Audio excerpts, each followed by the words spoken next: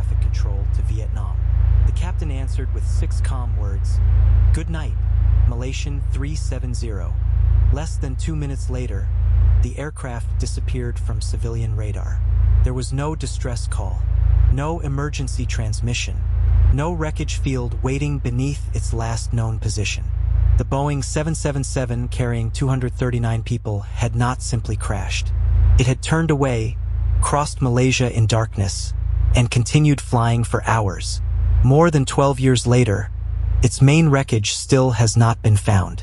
This is the verified story of MH370, what investigators know, what the evidence suggests, and what remains impossible to prove. Malaysia Airlines Flight 370 was scheduled to fly overnight from Kuala Lumpur to Beijing on March 8, 2014. The aircraft was a Boeing 777-200ER, registration 9 Mike Romeo Oscar. It carried 227 passengers and 12 crew members. The airplane had a valid certificate of airworthiness, no recorded defect capable of explaining what followed, and enough fuel for the planned flight plus reserves. At 12:42 a.m. Malaysian time, MH370 lifted from runway 32 right at Kuala Lumpur International Airport. The first officer was flying. Captain Zahari Ahmad Shah, an experienced Boeing 777 instructor and examiner, handled the radio after takeoff. The aircraft climbed normally to 35,000 feet. Weather presented no exceptional danger. Radio calls were calm.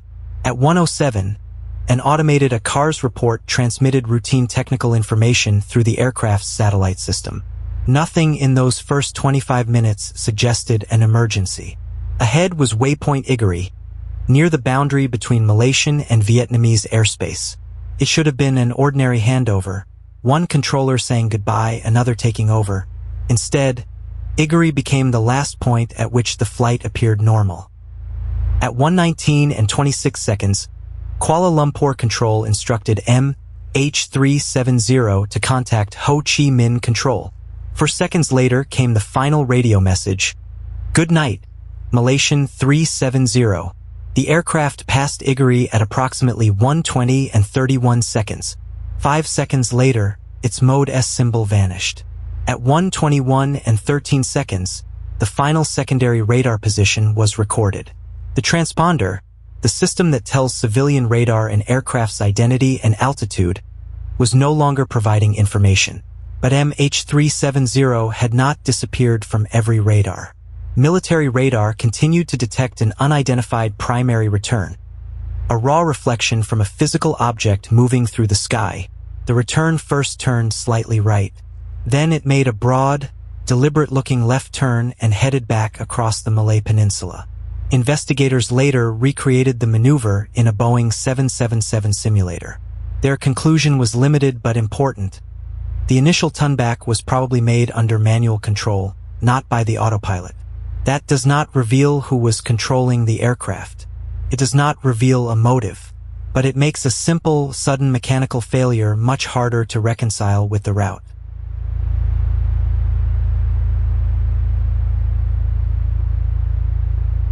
As controllers searched for the missing flight, the radar return continued west.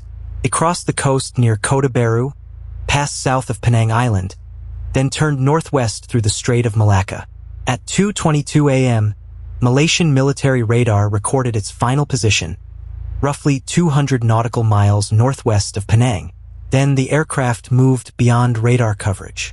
On the ground, confusion consumed valuable time. Vietnamese controllers asked Kuala Lumpur about the missing aircraft at 1:39. Calls moved between air traffic control centers and Malaysia Airlines operations. Some personnel relied on an incorrect flight-following display that continued projecting MH370 toward Beijing even though real data had stopped. The official investigation found that emergency phases were not initiated on time and established procedures were not fully followed. Malaysia's Rescue Coordination Center was activated at 5:30 a.m., more than 4 hours after the transponder disappeared. By then, the aircraft was far from the place everyone first expected to search.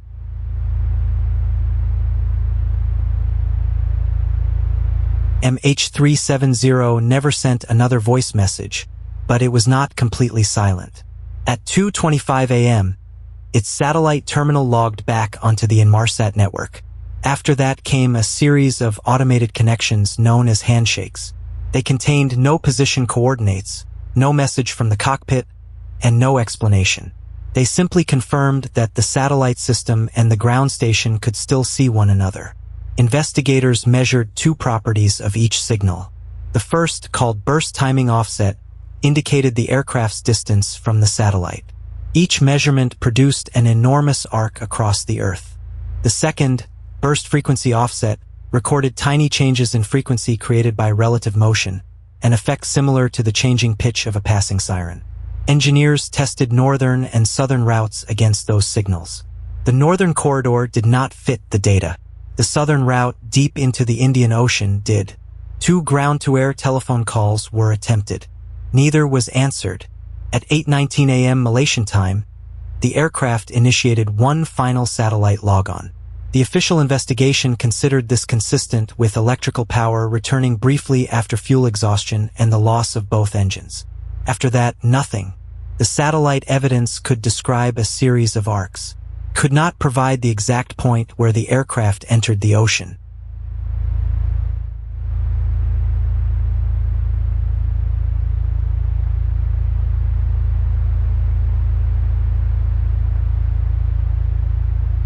The first search concentrated near the aircraft's planned route in the South China Sea. Ships and aircraft examined reports of oil, possible debris, and satellite images. None belonged to MH370. When military radar revealed the Tunback, the operation shifted west to the Strait of Malacca and the Andaman Sea. Then the Inmarsat analysis changed everything again. The search moved thousands of kilometers south, into one of the most isolated and hostile regions on Earth. Aircraft flew long missions from Western Australia. Crews stared through windows at an ocean broken only by whitecaps. Warships, patrol aircraft, and satellites from multiple countries joined the effort. The southern Indian Ocean is not an empty blue surface. Beneath it lie ridges, trenches, volcanic terrain, and depths of several kilometers. Weather can turn violent.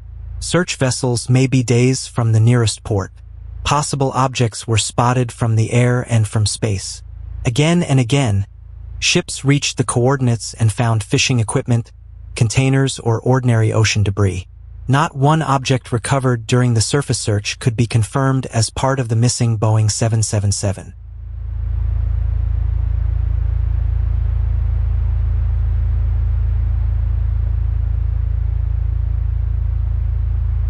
The operation became a survey of a world almost unknown. Before sonar vehicles could search safely, large areas of seabed had to be mapped in detail. Vessels including Fugro Discovery and Fugro Equator worked in punishing seas. Deep-tow sonar systems flew close above the ocean floor, connected to ships by kilometers of cable. Autonomous underwater vehicles searched terrain too difficult for the tow systems. Teams reviewed vast quantities of sonar data, looking for shapes that did not belong in nature. The Australian-led underwater search covered more than 120,000 square kilometers of seabed before it was suspended in January 2017.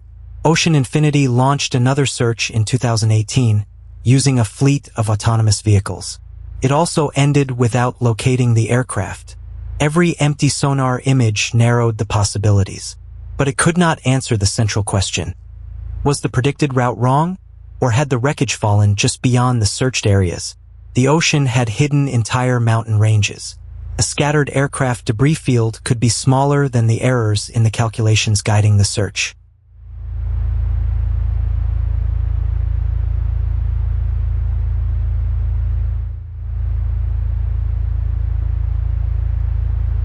On July 29, 2015, more than 16 months after the disappearance, beach workers on Réunion Island found a large piece of aircraft structure.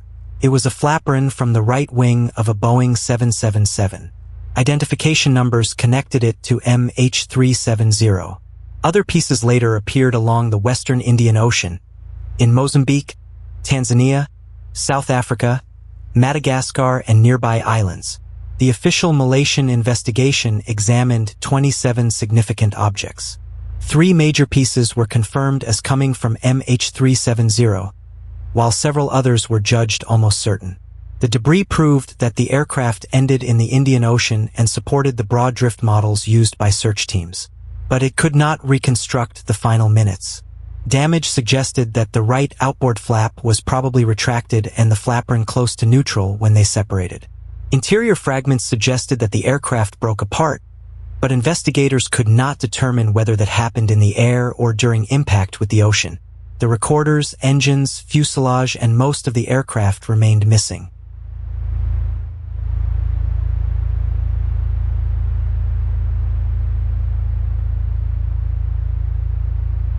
Without the cockpit voice recorder, flight data recorder, or main wreckage, every explanation has a boundary where evidence ends and speculation begins. One possibility is deliberate human intervention. The loss of separate communication systems, followed by a manual turn and a route across Malaysia, is difficult to explain through a single technical failure. Investigators concluded that the maneuvers were more likely produced by manipulation of aircraft systems. But they could not establish who made those inputs, whether anyone other than the pilots flew the aircraft or why. Police examined the captain's home flight simulator. 7 manually programmed coordinates could be connected toward the southern Indian Ocean, but the forensic report could not determine whether they came from one session.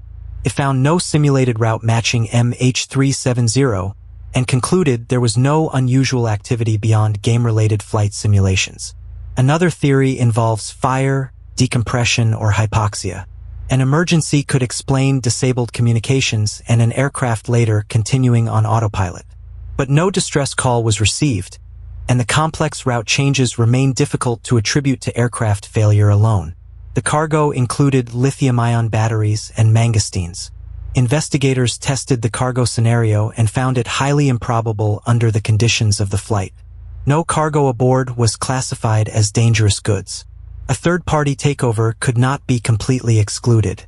Yet the investigation found no evidence identifying a hijacker, an organization, or a motive. These are possibilities, not conclusions. The final Malaysian report said plainly that the real cause could not be determined.